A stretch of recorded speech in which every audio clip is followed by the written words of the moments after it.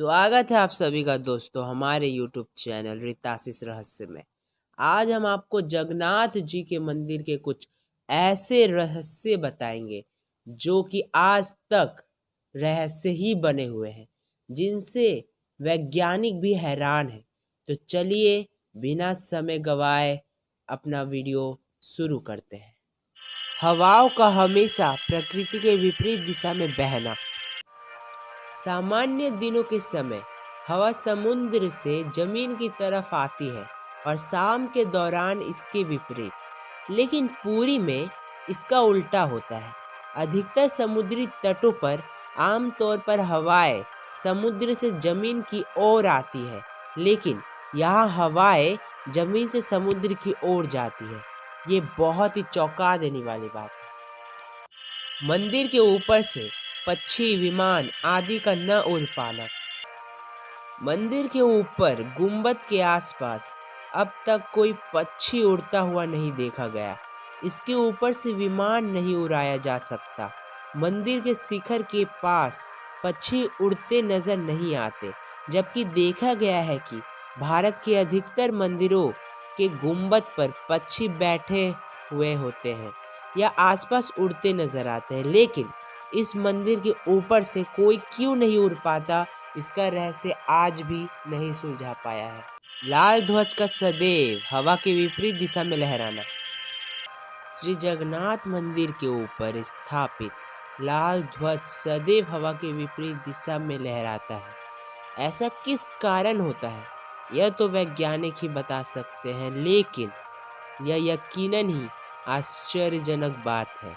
यह भी हैरान करने वाली ही बात है कि प्रतिदिन सायंकाल मंदिर के ऊपर स्थापित ध्वज को मानव द्वारा उल्टा चढ़कर बदला जाता है।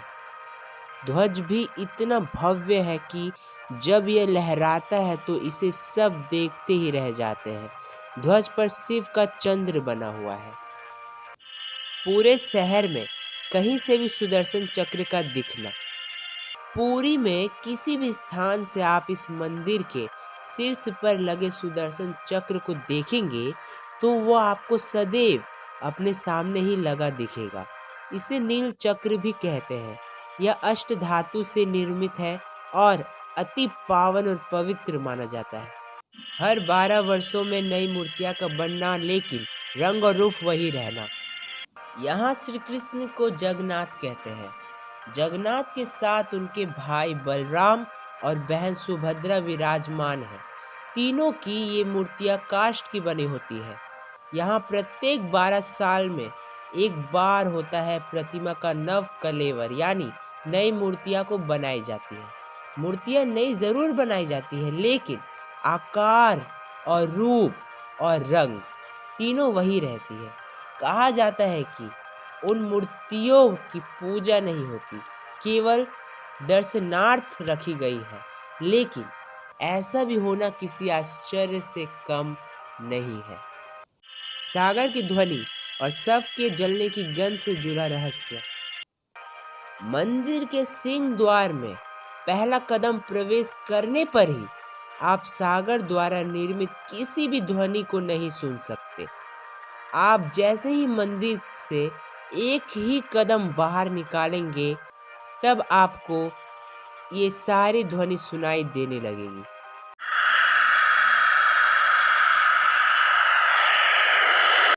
इसे शाम को स्पष्ट रूप से अनुभव किया जा सकता है।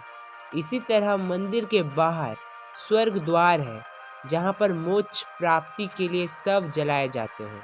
लेकिन जब आप मंदिर से बाहर निकलेंगे, तभी आपको लाशों के जलने की गंध महसूस होगी, और जब आप मंदिर के अंदर रहेंगे तब आपको ना ही कोई ध्वनि सुनाई देगी और ना ही कुछ जलने की बू आएगी। भोजन को लेकर चमत्कार होना। 500 रसोइये 300 सहयोगियों के साथ बनाए जाते हैं भगवान जगन्नाथ जी का प्रसाद। लगभग 20 लाख भक्त कर सकते हैं यहाँ भोजन।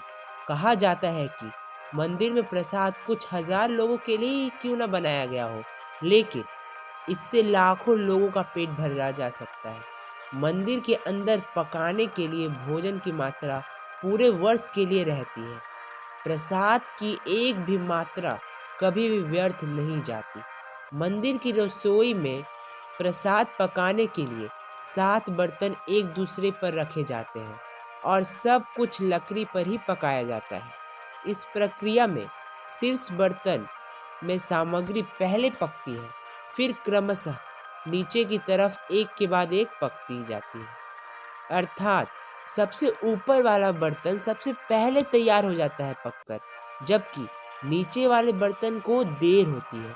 ये वैज्ञानिकों के भी समझ से बाहर है कि आखिर ऐसा चमत्कार कैसे हो सकता है। तो दोस्तों, आज के वीडियो के लिए बस इतना ही। मिलते हैं अगले वीडियो में। वीडियो देखने के लिए आपका धन्यवाद।